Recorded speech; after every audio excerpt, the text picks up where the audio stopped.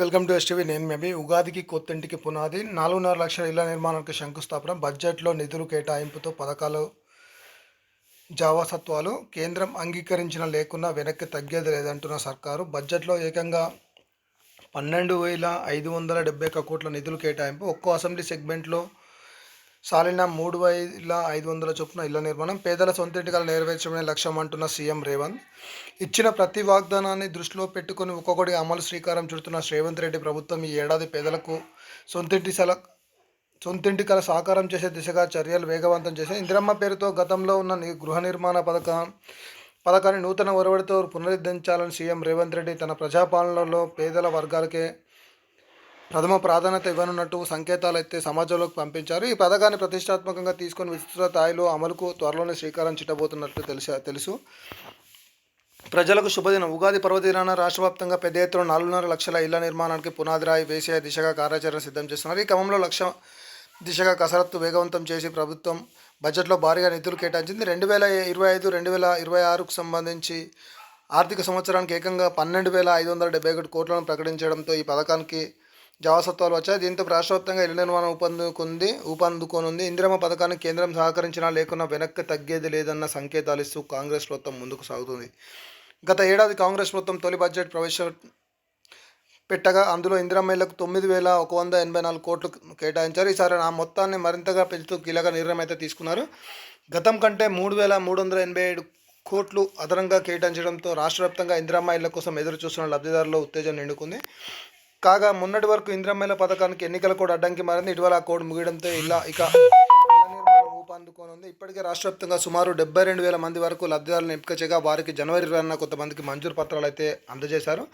రెండో విడత కోసం లబ్ధిదారుల ఎంపిక ప్రక్రియ కూడా కొనసాగుతుంది. నిర్దేశిత సమయంలోగా లబ్ధిదారులను ఎంపిక చేసి వారికి ఇళ్లను కేటాయించాలని సాధ్యమంత త్వరలో నిర్మాణాలు సైతం మొదలు పెట్టాలని చెప్పేసి ఇప్పటికే గృహ నిర్మాణ శాఖ అధికారులు అయితే సైతం ఆదేశించడం అయితే జరిగింది. సాలిన ఒక్క అసెంబ్లీ నియోజకవర్గం 3,500 చొప్పున ఇళ్ల నిర్మాణాలు పూర్తి చేయడానికి ప్రభుత్వం లక్ష్యంగా పెట్టుకుంది. 5 ప్రణాళికతో మొత్తం 22.50 లక్షల ఇళ్లను పూర్తి చేయాలని లక్ష్యాన్ని అయితే నిర్దేశంగా పెట్టుకున్నట్టు ప్రభుత్వం అయితే ప్రతి ఏటా నిర్దేశం ఇందిరమ్మ ఇళ్లను నిర్మించి లబ్ధిదారులకు అప్పగించాలని యోచించింది. గరిష్టంగా 3 నెలలుగా లబ్ధిదారుల ఎంపిక ప్రక్రియను పూర్తి చేయాలని నిర్ణయించింది. ఈ ఏడాది ప్రారంభంలోనే ప్రభుత్వం స్వీకరించిన ప్రజాపాలన దరఖాస్తులను సొంతింటి కోసం అందిన అర్జీలను పరిశీలించిన అధికార యంత్రాంగం ఇటీవల ముఖ్యమంత్రి కార్యాలయానికి వివిధ పథకాలకు సంబంధించిన దరఖాస్తు లెక్కలతో జాబితాను అందజేసింది. ముందుగా అత్యంత ప్రాధాన్యత కలిగిన ఇళ్ల నిర్మాణ ప్రక్రియ మొదలు పెట్టాలని అందుకోసం హడ్కో నిధులను రాబట్టాలని ఇటీవల ఉన్నత స్థాయి సమీక్షలో సీఎం రేవంత్ రెడ్డి కూడా అధికారులను అయితే ఆదేశించడం జరిగింది. ఈ మేరకు ఇందిరమ్మ ఇళ్ల కోసం ప్రజల నుంచి వచ్చిన 82.82 లక్షల దరఖాస్తులకు పరిశీలన కార్యాచరణ అయితే రూపొందించారు. ఇక చూసుకొచ్చి గతానికి భిన్నంగా గత ప్రభుత్వం డబుల్ బెడ్రూమ్ పేరుతో ఇళ్ల నిర్మాణ ప్రక్రియ మొదలుపెట్టినప్పటికీ అది 80% పైగా అర్హులకు అందని ద్రాక్షగానే మిగిలిపోయింది. ఆ స్థానంలో పాత పద్ధతిని ఆవిష్కరిస్తూ ఇందిరమ్మ పేరుతో ఇళ్ల నిర్మించి ఇవ్వాలని కాంగ్రెస్ ప్రభుత్వం అయితే నిర్ణయం అయితే తీసుకుంది. అంతేకాకుండా ఈ పథకాన్ని కూడా సీఎం రేవంత్ రెడ్డి పథకానికి హడ్కో 1,000 కోట్ల రుణాన్ని కూడా మంజూరు చేసింది. ఇందులో ఎన్నికల కోడ్ రావడంతో పనులు ముందుకు సాగలేదు. ఇప్పుడు వాటికి జెట్ స్పీడ్తో పూర్తి చేయాలని చెప్పేసి ప్రభుత్వం అయితే చర్యలైతే మొదలుపెట్టింది. దేశానికి రోల్ మోడల్గా ఇళ్ల నిర్మాణం. ప్రత్యేక రాష్ట్రం ఏర్పడిన 10 ఏళ్ల తర్వాత తెలంగాణలో కాంగ్రెస్ ప్రభుత్వం ఏర్పాటు కావడంతో ఓవైపు పార్టీకి మరోవైపు సంక్షేమ పథకాలకు పూర్వవైభవం తీసుకురావాలని ముఖ్యమంత్రి అయితే నిర్ణయించారు. అందులో భాగంగానే ఇందిరమ్మ పథకానికి పునరుద్ధరించారు. ఈ పథకం దేశానికే తలమానికంగా ఉండాలన్న బలమైన ఆకాంక్షతో కార్యాచరణ సిద్ధమైతే చేశారు. ఈ నేపథ్యంలో ఇప్పటికే వివిధ రాష్ట్రాల్లో ప్రభుత్వం నిర్మిస్తున్న ఇళ్ల నమూనాలు సంబంధిత అధికారులను అయితే పరిశీలించారు. సీఎం కార్యాలయం ద్వారా అందిన ఆదేశాల మేరకు మరోసారి పరిశీలించి కార్యాచరణ రూపకల్పన ఇళ్ల డిజైన్తో తుది నిర్ణయం తీసుకోవాలన్నారు. ఆయా రాష్ట్రాల్లో లబ్ధిదారుల ఎంపిక, ఇళ్ల నిర్మాణం, వాటి కోసం చెల్లిస్తున్న నిధులు అన్నిటిపై అధ్యయనం చేసి సరికొత్త మోడల్ను తయారు చేయనున్నారు. మొత్తానికైతే ఇందిరమ్మ ఇళ్లకైతే మరొక అడుగైతే ముందడ పడిందని చెప్పుకోవచ్చు.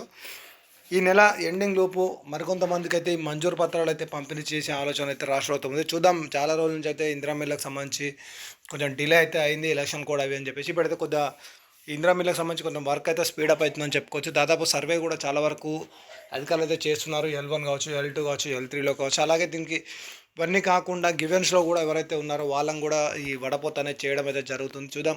ఏపటి కూడా ఫస్ట్ ఫేజ్లో కొంతమందికి ఇవ్వాలి. అలాగే సెకండ్ ఫేజ్కి సంబంధించి ఇంకా ఈ మంజూరు పత్రాలు ఉన్నాయి, అవి ఎంతమందికి ఇస్తారు ఏంటి అనేది నేను మరొక వీడియో ద్వారా మీ ముందుకు క్లియర్గా చెప్పే ప్రయత్నం చేస్తాను.